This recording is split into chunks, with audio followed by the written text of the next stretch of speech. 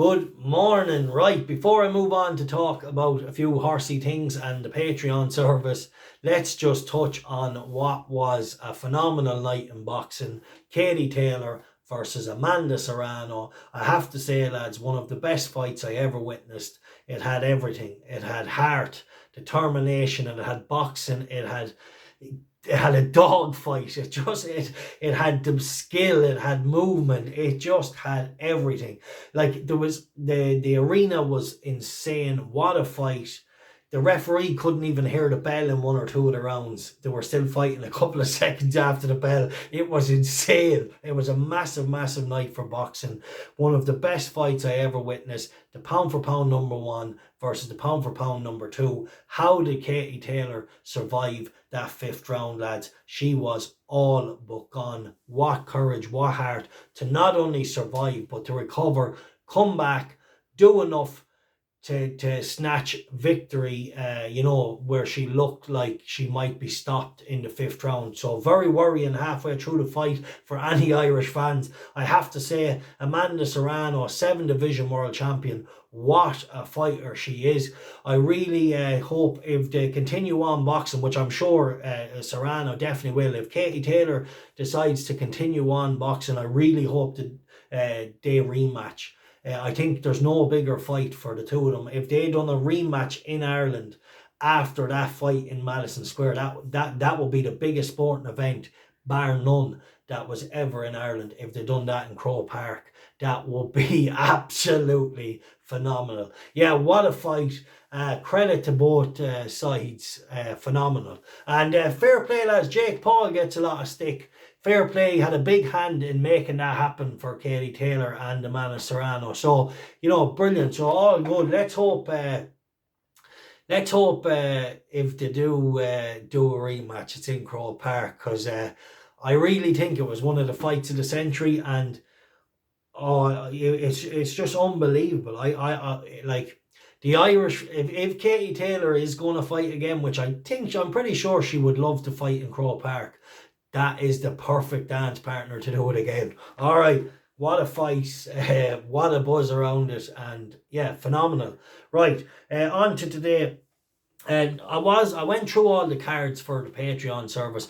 Don't have anything for today. However, some interesting ones tomorrow and the next day. And looking forward to a very solid month ahead now. I have to say, I have a few selections on YouTube today. One is an on-runner, but we'll just let that play out. I see my tip in the Guineas at 20-1 is being well backed. So yeah, really looking forward to this month on the Patreon service. I'm going to apply some new tricks to my trade.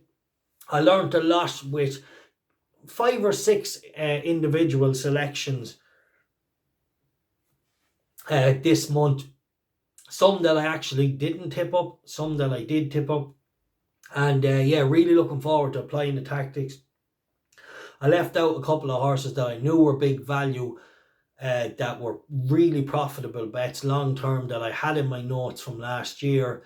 One was a horse in Haydock that bolted in it was an Aussie Banker. I ended up tipping up a horse in the same race each way because Ed Walker had such a good track record there. But anyway, look, there was 3 or 4 horses that always pop up in my tracker, and I just for some reason left them off because of other comments, Racing Post comments, or markets being weak, and never again will I be doing it. I never did do it. I never listened to the exchange or the markets, because I always felt if you have a good opinion and a good angle on the race, you tend to know more than the exchange, and if you don't have a good angle, then the exchange will always know more than you. But just moving forward, I'm looking forward to applying. There's 3 golden rules that I need to apply this month. We had a few really good winners at nice prices, and then we had a few selections beating short heads and things like that, and being down to certain factors that I have to now factor in moving forward. So look, really looking forward to a very solid month this month.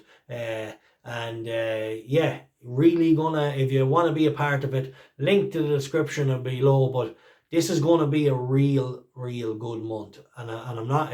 It's going to be a real good month because the flat season is getting going, and I'm going to apply a ruthless strategy. I mightn't have as many bets as I normally have, but I will have a lot more aggressive bets. So what I'm saying is I'm going to focus on the horses that the odds are in our favours with good jockeys on board, and when I know we can crush. So look for me to have plenty of very strong bets this month, and maybe not as many. I'll just be eliminating the ones that are maybe nearly. Yeah, but I'm going to be coming for blood this month. I'm going to be punting aggressive, and I'm going to be tipping strong bets aggressive over a sample. And I get the feeling if I go for put this strategy into place and attack maybe 10 or 12 horses this month with max bets that the odds are in my favour, I reckon it can show a big profit this month. Things like that. Alright, sit tight, sign up, the link will be below, and yeah, there's going to be some important factors factored in. Like I said, don't be impatient this month. It's going to be an aggressive style from me. Yeah, I want to crush the bookie. Now, I don't want to tip and say I won 50 points. I want to go in and say I won 10 grand today. I won 5 grand yesterday. That's the kind of strategy I want to bring this month. All right, so sit with me, sit tight.